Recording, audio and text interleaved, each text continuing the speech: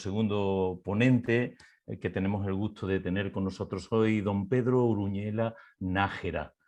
Querido amigo Pedro, actual consejero de Educación del Gobierno de La Rioja, casi nada en las responsabilidades actuales. Pedro es licenciado en Filosofía por la Universidad Complutense y, curiosamente, diplomado en Enfermería y Fisioterapia, por tanto, con una formación amplia, variopinta, lo cual siempre es bueno, rico. Catedrático de Bachillerato desde 1981. Fue director del Instituto Álvarez de Sotomayor de Manzanares en Ciudad Real. Creo que director de algún otro centro, pero bueno, no viene al caso extenderse mucho. Y profesor universitario. Fue compañero y los inspectores siempre somos inspectores, es inspector de Educación en Madrid y subdirector general de la Alta Inspección en el Ministerio de Educación y Ciencia. Experto en convivencia y conflictividad en las aulas.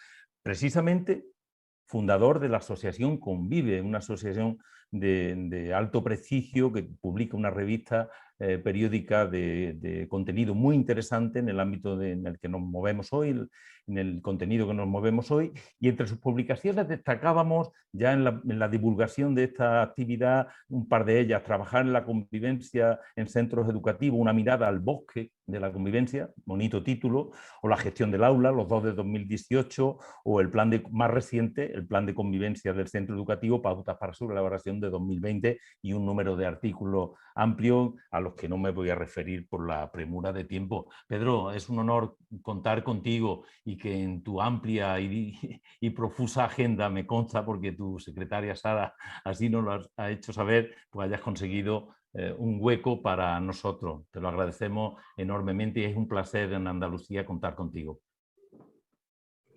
Muchas gracias, José María. Estoy encantado de buscar y de tener tiempo para compartir con compañeros y compañeras, y me imagino que habrá también más de un profesor o profesora que esté preocupada por estos temas y que por lo tanto también pretendo compartir con ellos y ellas mi experiencia sobre los temas de convivencia. Así que muchas gracias por la invitación y estoy encantado ya que antes Rosalía citaba a Aristóteles, esto es un accidente, el ser consejero de educación, pues me lo pidieron, yo ya estaba jubilado, acepté, no me he arrepentido todavía en ningún momento, y ahora, entre otras muchas cosas que estamos trabajando, la tarea principal que tengo y tenemos nuestro equipo entre manos es precisamente el preparar un nuevo decreto que sea decreto de convivencia y que no sea un decreto de disciplina, que es lo que muchas veces se han convertido los decretos y por lo tanto pues, muy insuficientes para responder a determinados problemas. Yo empecé a dedicarme a estos temas a partir del año 90, cuando se aprueba definitivamente la LOCSE, cuando en los centros que anticipamos la reforma nos empieza a llegar todo tipo de alumnado muy distinto a lo que a los institutos de secundaria nos llegaba, que era alumnado muy selecto, tenía que haber aprobado octavo de GB, tener el título, poder acceder. A mí me llegaba el 20-25% como mucho de la cohorte de edad. Y empezaron a aparecer nuevas necesidades, nuevos planteamientos y sobre todo nuevos conflictos. Y fue lo que me llevó a reflexionar de qué pasa en el aula y qué ocurre y qué es lo que... Quisiera centrar mi exposición en dos partes. Una primera, ver por qué es necesaria la mediación a partir de situaciones concretas que estamos viviendo en los centros. Y, en segundo lugar, pues hacer un recorrido muy rápido sobre lo que es la mediación, el proceso de mediación, complementando cosas que ya ha planteado Rosalía. Por supuesto, comparto todo lo que ha dicho, estoy completamente de acuerdo, y tengo que reconocer una cosa: en mi larga trayectoria de trabajo en la convivencia, puedo decir que Canarias ha sido siempre una referencia.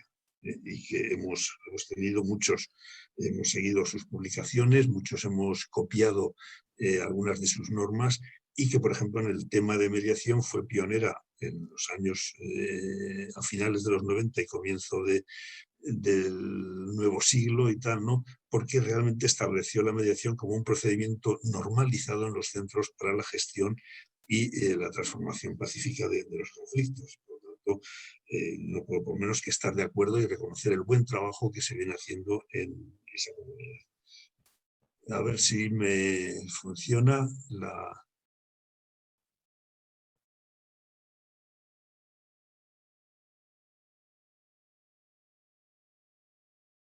Bueno, me imagino que se ve, ¿no?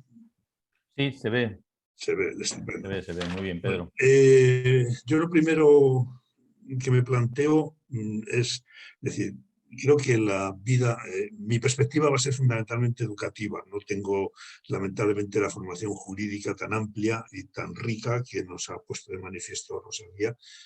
Tengo la experiencia como docente y como inspector, fundamentalmente, ¿no?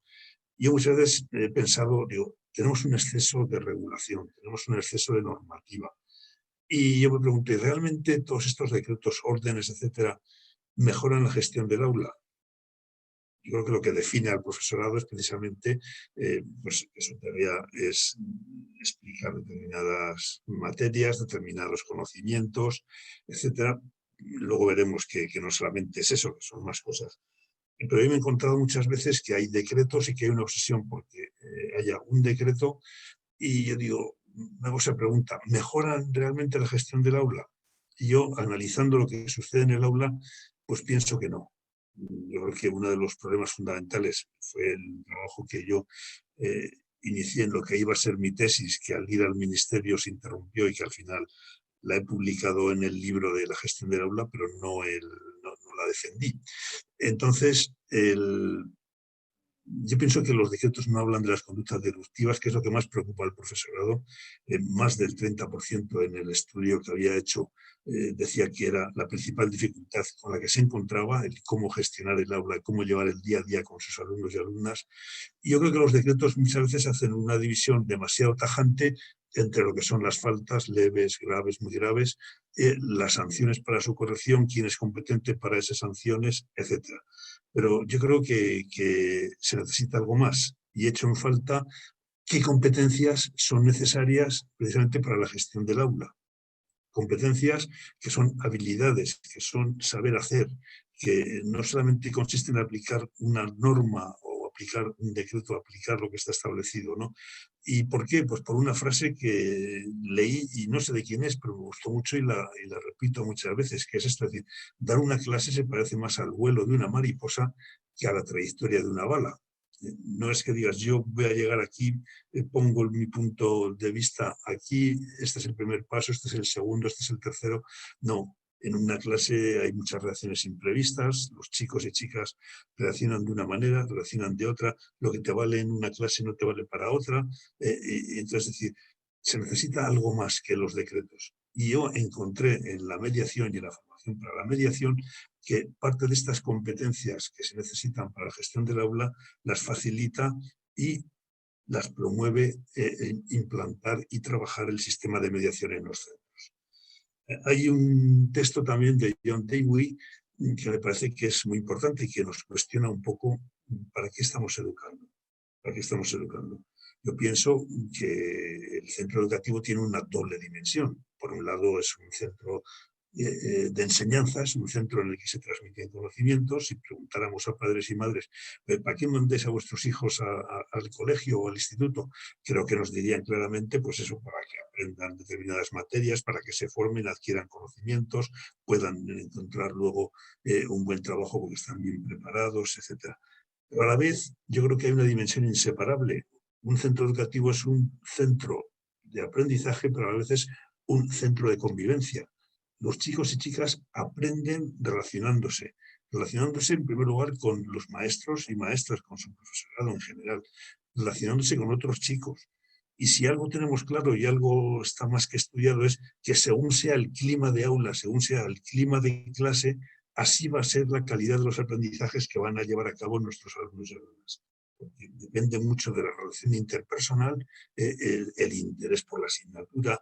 Si hay una buena relación con la maestra, con el maestro, evidentemente vamos a trabajar más, los chicos van a estar mucho más motivados, etc. Y lo que nos dice Dewey en esta en este segundo párrafo, es decir, si tu objetivo es el desarrollo de la cooperación social y de la vida en comunidad, la disciplina ha de evolucionar y promover esta meta. Es decir, muchas veces lo que marca el decreto, lo que marca la norma, resulta totalmente insuficiente y se trata de educar integralmente, como dice el 27.2 de la Constitución, el desarrollo integral de la persona en los principios democráticos de convivencia.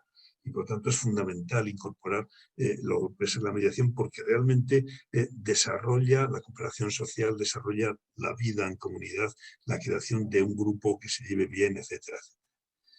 ¿Qué suele ser? Sé que este esquema puede resultar quizá un poco simplista y puede ser demasiado, hombre, tampoco es eso, ¿no? Pero ¿cuál suele ser el procedimiento muchas veces en los conflictos en los centros educativos? Pensemos en un chico que está en clase, que está harto, que no se entera de la mitad de las cosas porque tiene unos déficits de aprendizaje básicos que son fundamentales y tal. El profesor le llama la atención en un momento. El chico entra en funcionamiento lo que denominamos modo amígdala, es decir, se le dispara el sistema límbico, se le dispara su emoción, le falta el respeto al profesor e incluso llega a insultarle. Una conducta que evidentemente no es de recibo, una conducta que hay que reeducar, que hay que modificar, etc. Pero ¿qué solemos hacer cuando sucede un problema de estos? Aplicamos la norma. Es una falta grave, has faltado el respeto al profesor, le has insultado y por lo tanto se te sanciona. Y si te sanciona, expulsándote. Y te vas 15 días a casa, o te vas 5 días, o te vas 29 días. Me da lo mismo la duración de ese castigo, ¿no? Y yo me pregunto, ¿y cómo recibimos a los 29 días, o a los 20 días, o a los 5 días a ese alumno que se ha comportado de esa manera? Vuelve igual. ¿Hemos preparado algo para recibirle? El conflicto sigue ahí. Va a venir peor en su relación con el profesor, va a venir más enfadado, va a venir con ganas de alguna manera de venganza, va a venir con ganas de devolvérsela, etcétera, ¿no? Entonces, yo creo que la sanción por sí sola no produce cambios importantes en la conducta. Lo que produce cambios importantes en la conducta es la reflexión sobre lo que ha hecho, por qué ha sucedido eso, qué emociones estaban presentes y cómo se ha dejado llevar por ellas, y qué conducta alternativa podría pensar.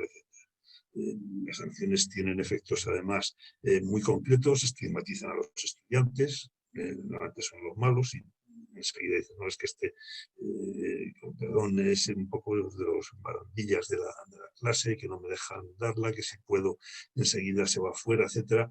Las conductas delictivas se repiten muchas veces. ¿Cuántas veces el chico cumple la sanción y no admite la responsabilidad personal que tiene?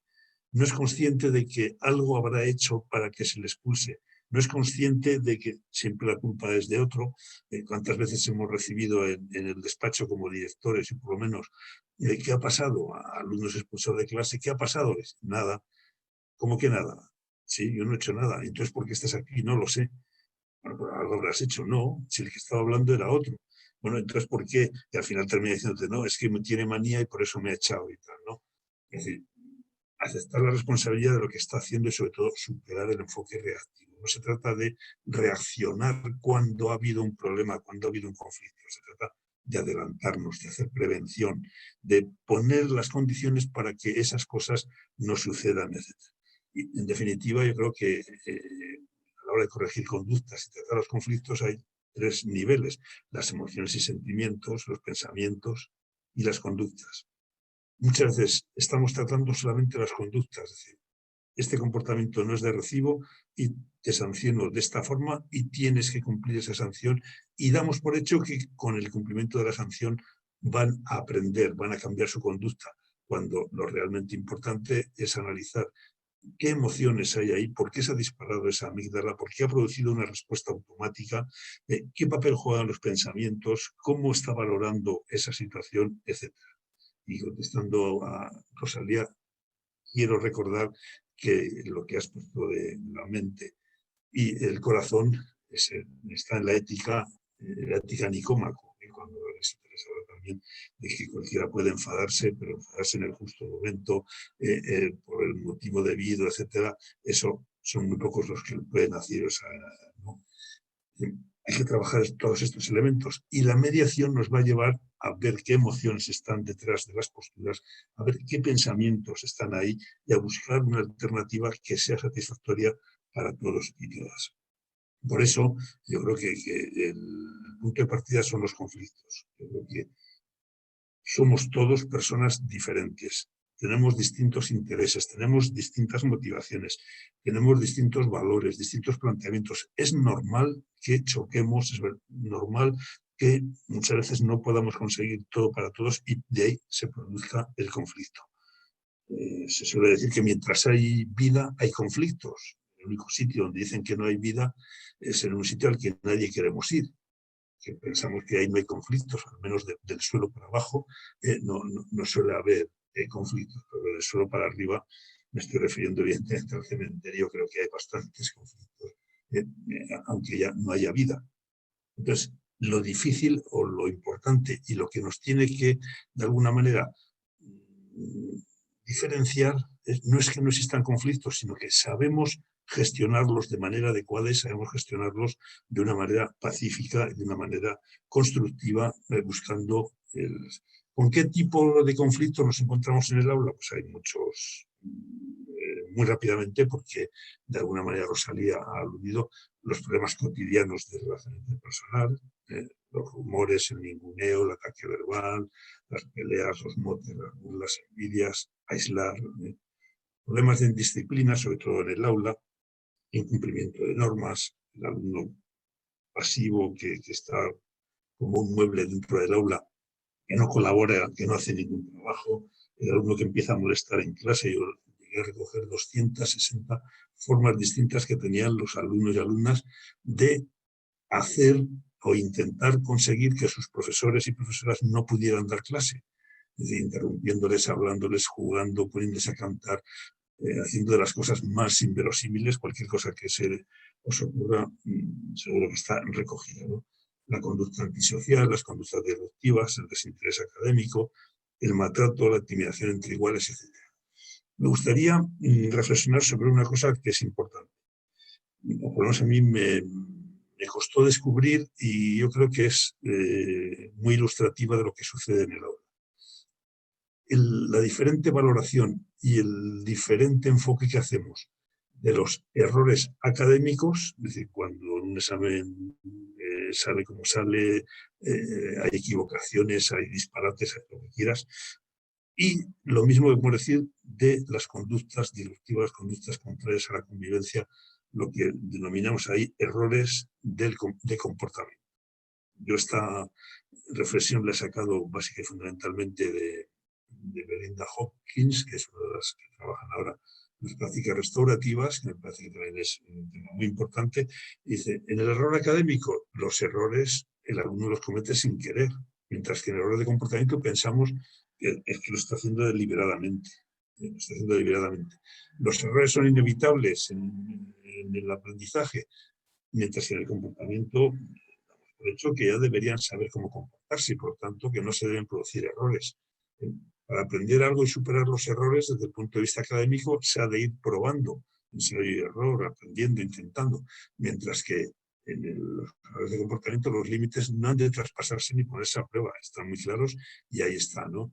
Las dificultades para aprender algo indican la necesidad de una enseñanza adaptada, de una enseñanza más intensiva.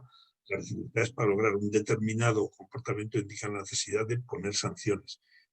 ¿Por qué tratamos de distinta manera, como la presentación, creo, José María, que se va a quedar a disposición de todos los que quieran usarla o quieran reflexionar sobre ella? No me detengo y no voy uno por uno, pero ¿por qué tenemos una distinta actitud ante lo que pueden ser errores académicos, malos comportamientos académicos, frente a cómo valoramos la conducta? Y no consideramos que es también un objeto de aprendizaje, algo que debemos dedicar tiempo y que por lo tanto es fundamental que lo abordemos desde una perspectiva básicamente educativa. Cuando los conflictos se resuelven constructivamente, también lo ha dicho Rosalía, yo lo dejo ahí, estamos satisfechos, se fortalecen las relaciones, aumenta la capacidad para afrontar futuros conflictos y además, pues eso, nos centramos en los problemas que hay que resolver, aclaran cuáles son nuestros valores, revelan las propias necesidades de cambio, es decir, que todos queremos y todos debemos buscar eso, que los conflictos se resuelvan constructivamente. Pero, ¿qué tenemos o cuál es el principal obstáculo que podemos tener de cara a la mediación y de cara a una gestión transformativa de los conflictos, aprovecharlos como oportunidad para mejorar, etcétera? Pues que a lo largo de la evolución, yo creo que básicamente ha habido tres comportamientos, tres actitudes, tres pautas generales que hemos aprendido que durante mucho tiempo han sido útiles para poder sobrevivir y que sin darnos cuenta las seguimos planteando inconscientemente en el día a día de nuestras clases, ¿no? ¿Cuál ha sido la principal actitud? Es decir, yo gano y tú pierdes. Si yo me encuentro un animal en mitad de la selva y una de dos, o gano yo y consigo herirlo, matarlo o lo que sea, o el que pierde soy yo y el que se muere soy yo, etc. Esta actitud de ganar, perder, que se traduce en la imposición, que se trata en que en un conflicto yo tengo que quedar por encima, en que en un conflicto yo tengo la razón y me da igual, consigo mi objetivo y me da igual lo que piense la otra parte, la otra persona, creo que sigue muy activa en nuestra sociedad y por tanto es un obstáculo clave, un obstáculo cultural muy importante para ella. Hay otras actitudes también, perder, perder, y que dices, vaya cosa, eso igual será fuera de la escuela y tal.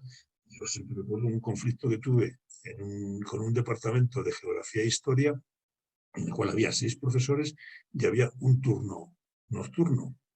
Y yo le decía, poneros de acuerdo, ¿quién va a coger el nocturno? No se ponían de acuerdo.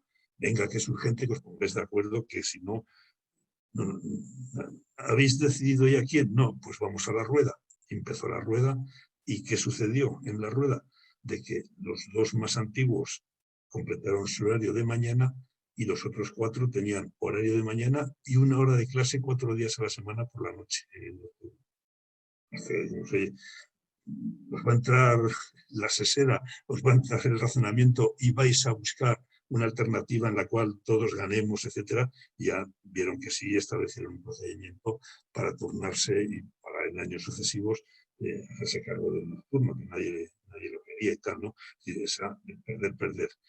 Muchas veces yo me quedo tuerto con tal de que tú te quedes ciego. Yo pierdo, pero tú también pierdes esto. Mientras que lo que buscamos y lo que intentamos enseñar a nuestros alumnos y alumnas con los sistemas de mediación es precisamente el ganar, ganar. Queremos que todos ganen y, por tanto, ir a una cosa en la cual estemos. La definición que os propongo está tomada de Karma Bokeh. Karma Bokeh luego os voy a dar una bibliografía muy abundante de ella, que la define, eso es un proceso formal, no es una técnica, no es una alternativa, es un proceso que tiene sus reglas, que consiste en gestionar pacíficamente los conflictos con la ayuda de un participante externo y multiparcial, porque multiparcial es decir, que es capaz de ponerse en la perspectiva, en la mentalidad de otras personas y por tanto puede ayudarles para todo eso. Acompaña a los participantes, es voluntaria, jamás puede hacerse aún por entendernos, es confidencial y los acuerdos y decisiones los toman libremente las personas en conflicto. Y yo aquí tengo que denunciar o poner de manifiesto una experiencia que vivimos, yo estaba entonces en Madrid como inspector y que se planteó como una alternativa en instrucciones de principio de curso, etcétera, pues que todo conflicto que hubiera en los centros, antes de imponer una sanción, había que ofrecer la mediación. ¿Pero en qué consistía ofrecer la mediación? No se había preparado a los mediadores y a las personas que iban a mediar, no se había preparado las condiciones, no se había preparado nada. Y entonces llamabas a los padres de un determinado alumno o alumna que había cometido una falta y le decías, mire usted, aquí hay 2 procedimientos, el de mediación y el sancionador. Si usted acepta el de mediación, vamos, hacemos la mediación y le vamos a sancionar con 5 días de expulsión. Si vamos a la sanción, le van a caer como mínimo 15 días de sanción. De lo que se pretendía hacer y que realmente supuso un retraso muy importante en muchas de las cosas que se estaban planteando en relación con la mediación. Los objetivos los salto porque voy muy mal de tiempo. Sí me gustaría repasar rápidamente el proceso de mediación en 3 pasos. En primer lugar, ¿qué nos ha pasado? Segundo paso, ¿qué nos interesa? Y tercer paso, ¿qué podemos hacer? ¿Qué podemos hacer? ¿Qué nos ha pasado? El objetivo es poder iniciar la mediación, comprender el conflicto, etc. ¿Y qué hacemos? Primero, la solicitud de mediación. ¿Quieres ir a mediación? ¿Cómo se accede a mediación? Los alumnos lo tienen muy claro, se sabe cuál es el procedimiento, etc., ¿no? Se hace una reunión inicial, para ver si el conflicto es mediable, si no es mediable. Se ha puesto muy bien Rosalía y no me voy a detener más en ello. Se dan las normas de la mediación, tienes que respetar al otro, no puedes ser destructivo, no puedes insultar, tienes que respetar el orden de palabra, etcétera. Y vemos un poco el conflicto de manera individual con unos y otros, ¿no? Tenéis las claves y las observaciones. En segundo lugar, ¿qué nos interesa? Es el análisis básico del conflicto. ¿En qué consiste? Primero, identificar los intereses que hay en juego. Todos los chicos y chicas vienen a la mediación con una postura. Es que tú me has hecho esto. Yo, por tanto, estoy muy enfadado por esto. Estoy en contra por esto y tal. Lo que tenemos que ver es, en esas posiciones, qué intereses hay por debajo. ¿Y cómo sabemos qué intereses hay por debajo? Preguntando el por qué. ¿Por qué estás así? ¿Por qué te molesta esta conducta? ¿Por qué te ha enfadado tanto lo que ha hecho tu compañera, tu compañero? Es decir, ver los intereses que hay en juego. En segundo lugar, que da la interdependencia, es que no somos islas, que es que tenemos muchas cosas en común, que el otro tiene también cosas positivas. ¿Qué ves en él? ¿Qué puede ayudarte? ¿Cómo podemos construir el grupo, etcétera? Tercero, definir el conflicto. Algo que es muy difícil y que el mediador tiene que tener la habilidad necesaria para que lleguen a una percepción conjunta de lo que es el conflicto. ¿Por qué? Porque si no, yo esté diciendo una cosa y el otro está pensando en otra cosa completamente distinta, cosa que nos ocurre muchas veces a profesores que pensamos una cosa mientras que alumnos y alumnos están pensando otra, ¿no? Ya elaboramos la agenda, el cómo se va a tratar ese problema, etcétera. En tercer lugar y última parte de la mediación, cómo nos las arreglamos. Es decir, generar alternativas, cooperar para construir entre todos, entre las dos partes, un acuerdo que sea satisfactorio para todos y tal, concretar ese acuerdo, ponerlo por escrito y ver cómo se va a revisar ese pacto. Es necesario lluvia de ideas. Esa lluvia de ideas te da origen a decir, bueno, ¿y cuál descartamos ahora? ¿A cuál te parece que es inviable? ¿Cuál crees que deberíamos insistir en ella, etcétera? Hacer compatibles los intereses, cómo casan unos con otros, etcétera, y luego pues, hacer la puesta en práctica y el seguimiento. En fin, todo esto sé que voy muy rápido, pero me parece que es. ¿Quién puede ser mediador? Pues nosotros, más que por características, más que por la historia personal de un determinado alumno o alumna, etcétera, lo que hemos insistido siempre y nos hemos planteado es dos condiciones. Alguien que se comprometa a recibir la formación adecuada y que acepte el compromiso de participar en las sesiones que se le pida para que actúe como mediador y, asimismo, el compromiso de asistir a las reuniones de coordinación y a las reuniones de actualización en su formación como persona mediadora.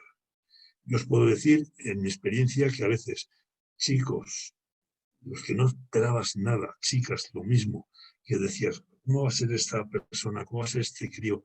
¿Va a ser mediador? Y todo esto, si en clase está, no sé qué, si parece un alumno muy disruptivo. Cuando le has dado la responsabilidad, si le has exigido que se comprometa a formarse y que acepte los compromisos que exige ser mediador, mejora mucho, cambia su conducta y mi experiencia ha sido muy positiva. Muy positiva. Hay muchas maneras, lo hemos hecho por elección de los propios compañeros, pidiendo voluntarios, por indicación muchas veces del tutor o tutora que dice, interesa que esté, y por tanto ha ido la cosa.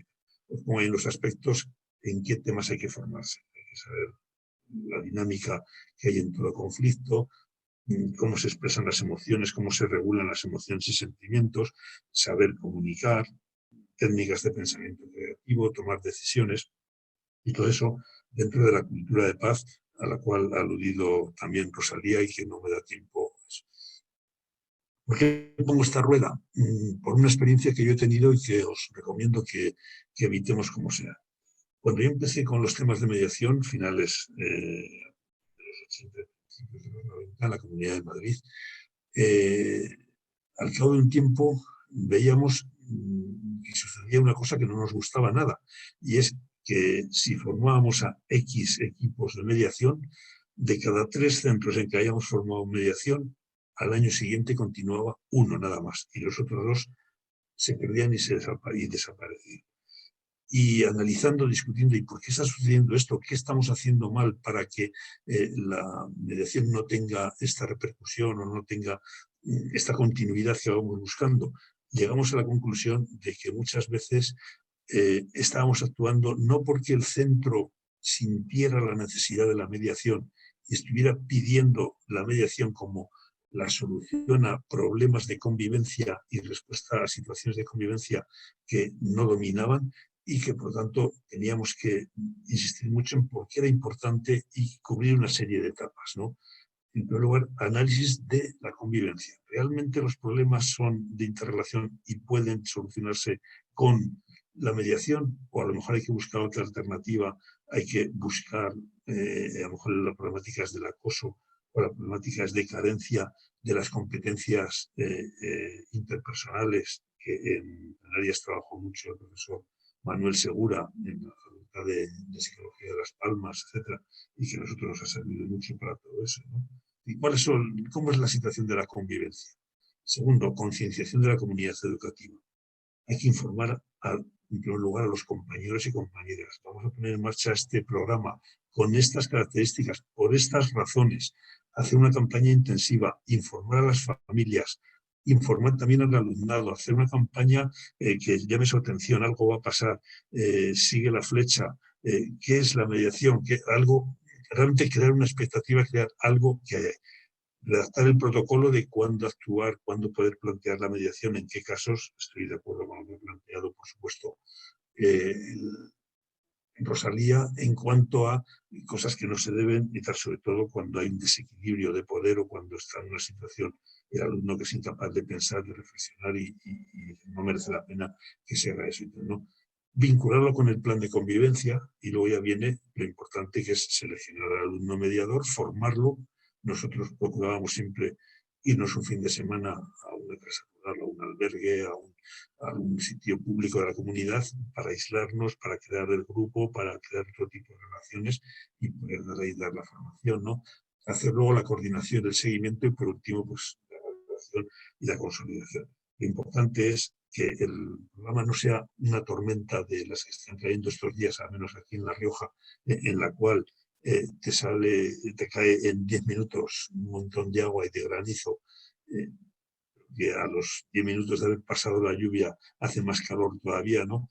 Sino que sea una lluvia fina que vaya calando, que vaya penetrando y que cambie la cultura de el centro, porque con esto voy a terminar, la mediación no es una técnica, es una cultura, es una forma de entender los conflictos, es una manera de entender la convivencia, es una manera de decir, lo importante es que hablemos, lo importante es llegar a acuerdos, lo importante es ser protagonistas de nuestra propia convivencia, lo importante es desterrar lo que es la violencia, desterrar lo que es la violencia en las relaciones y en la gestión de los conflictos.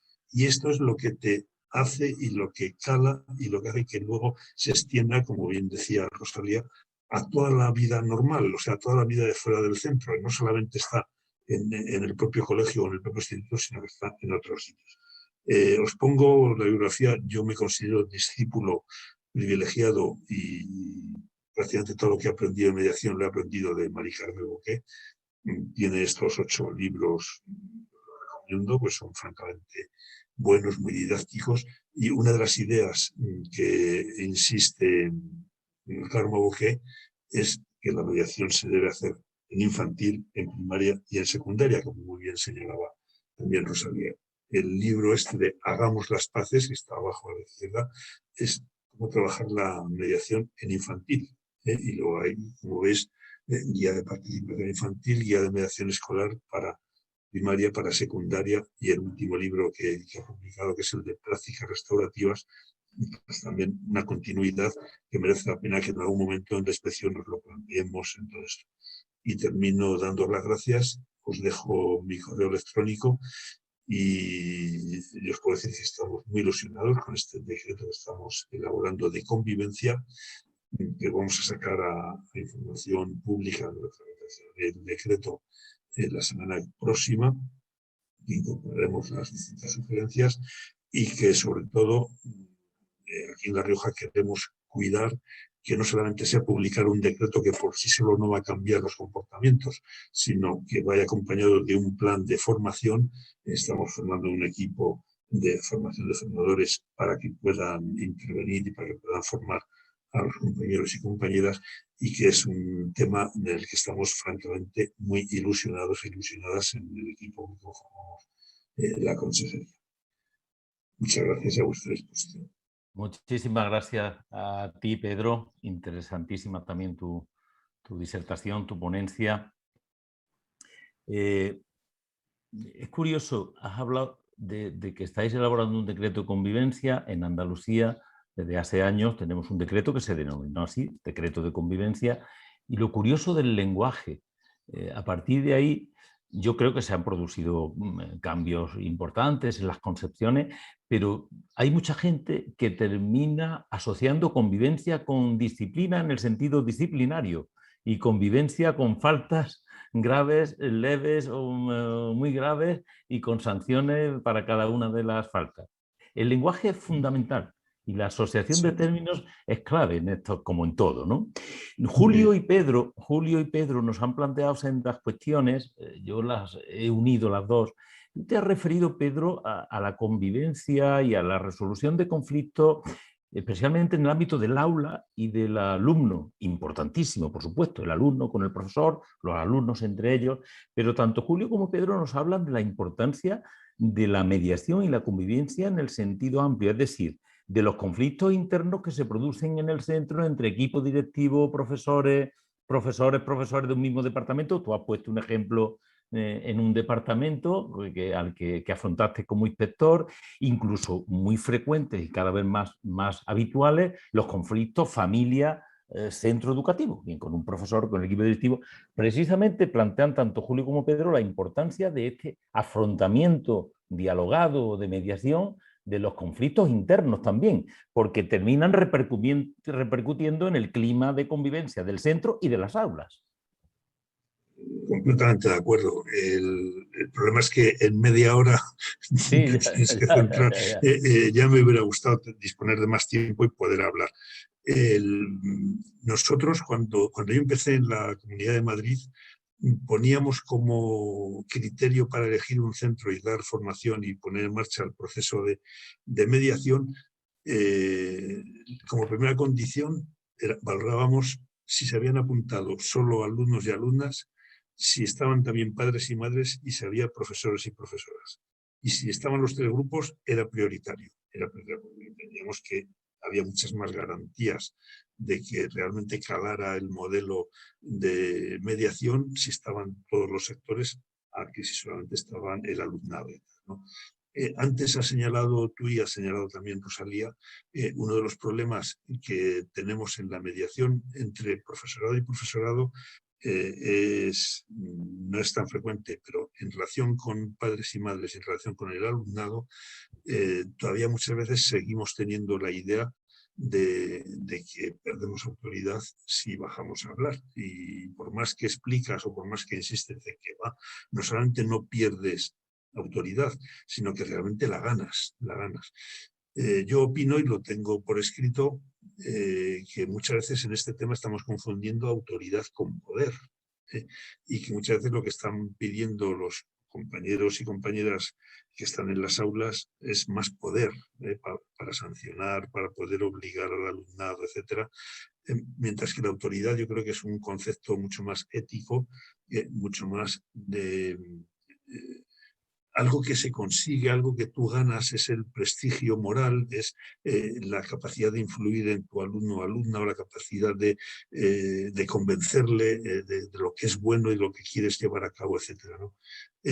Yo, por ejemplo, he tenido conflictos intradepartamentales o de un departamento con otro departamento. Me acuerdo ahora perfectamente una discusión que había entre educación física y biología, que decían que la anatomía y la fisiología deberían darlo fuera decían los biólogos que lo tenían que dar ellos, los de educación física decían que no, y lo solucionamos con una mediación. Es decir, ¿queréis que me tocó a mí actuar de mediador?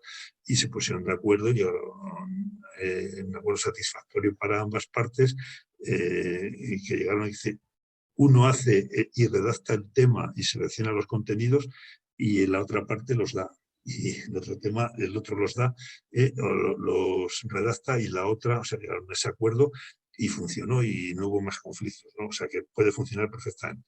Con padres y madres, pues también le hemos dado formación a padres y madres y muchas veces en relación con que actuaran ellos como mediadores en conflictos entre alumnos entre sí y entre alumnos y profesorado. Y han servido de mediadores y tal, pero tengo que reconocer que es más difícil y te cuesta más. Pero yo no renuncio ni mucho menos a que el hablando se entiende la gente, que decía Rosalía, es la base de la mediación.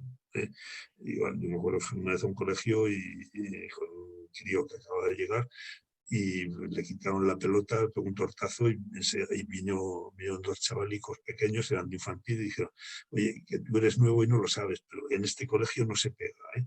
En este colegio se habla.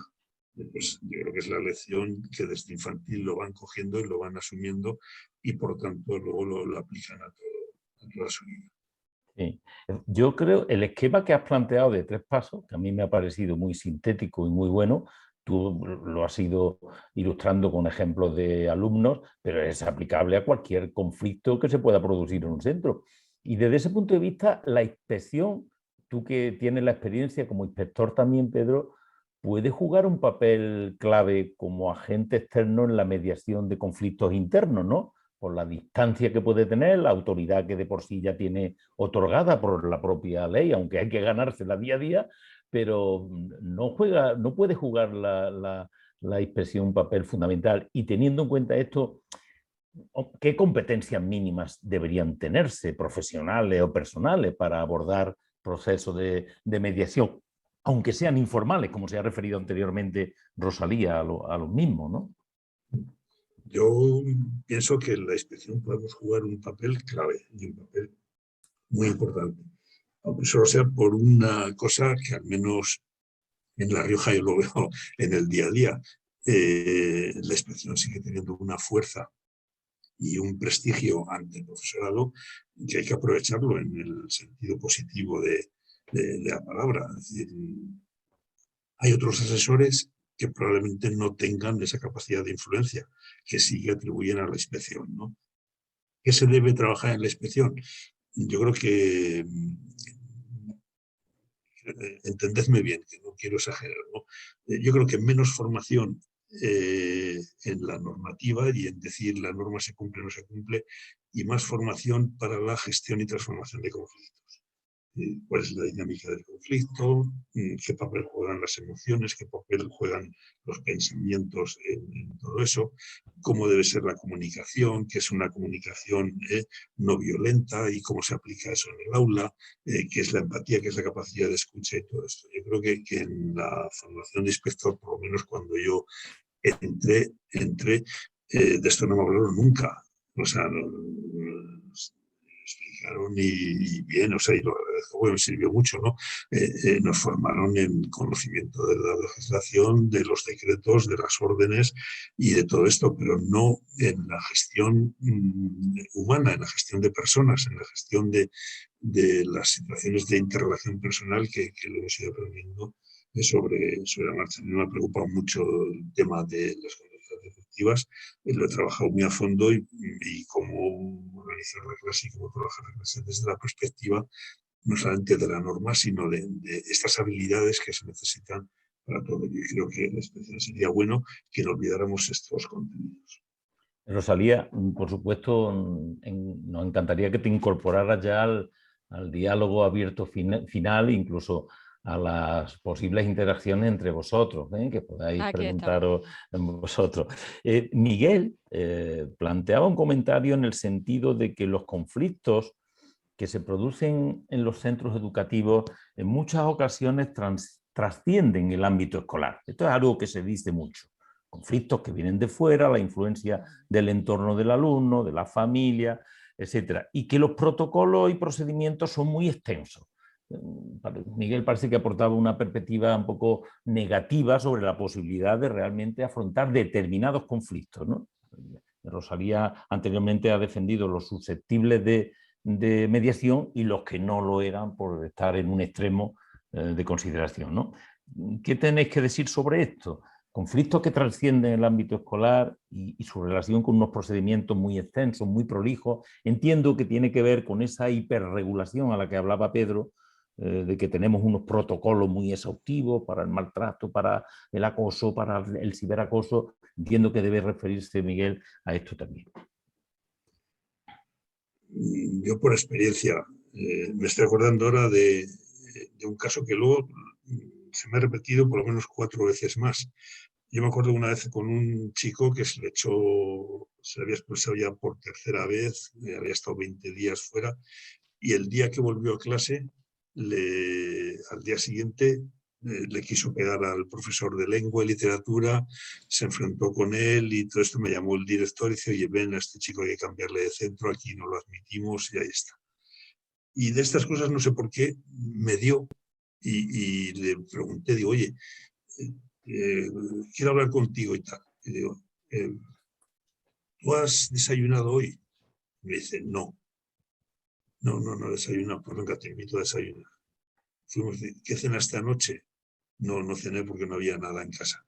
¿Qué comiste? El bocadillo que me dio el del bar que le sobraba y tal. Sí, ¿tu padre? Dice, no, mi padre no lo he conocido, mi madre se está muriendo con SIDA y tal. ¿Y con quién vives? No, pues vivo con mi abuela, pero se ha roto la cadera, está hospitalizada. Me pregunté a ver qué es lo que estaba pasando y qué estaba haciendo el profesor, que por cierto era un profesor extraordinario y que dijo, pues, si hubiera sabido esto, habría actuado de otra manera. Y dices que le estaba explicando, no sé cómo se llama ahora en lengua, las completivas de subjuntivo o las subordinadas de subjuntivo y tal. A un chico que no ha cenado, que no ha desayunado. Es decir, lo primero fue solucionar su problema y me fui al ayuntamiento, a servicios sociales. ¿Por qué? Porque hay factores externos. No olvidemos la influencia que está teniendo, por ejemplo, la crisis económica en muchos de estos chicos y chicas. Y entonces realmente son condicionantes que lastran, que te impiden poder dar una respuesta. Y no olvidemos que en el conflicto hay factores estructurales que están condicionándolo y mucho, ¿no? O sea, pero a partir de ahí decimos qué podemos hacer y cómo podemos abordarlo y qué podemos plantear desde los centros educativos para dar una respuesta, sabiendo que hay factores que están fuera de nuestro control, pero que tenemos que disminuir su influencia sobre el alumnado.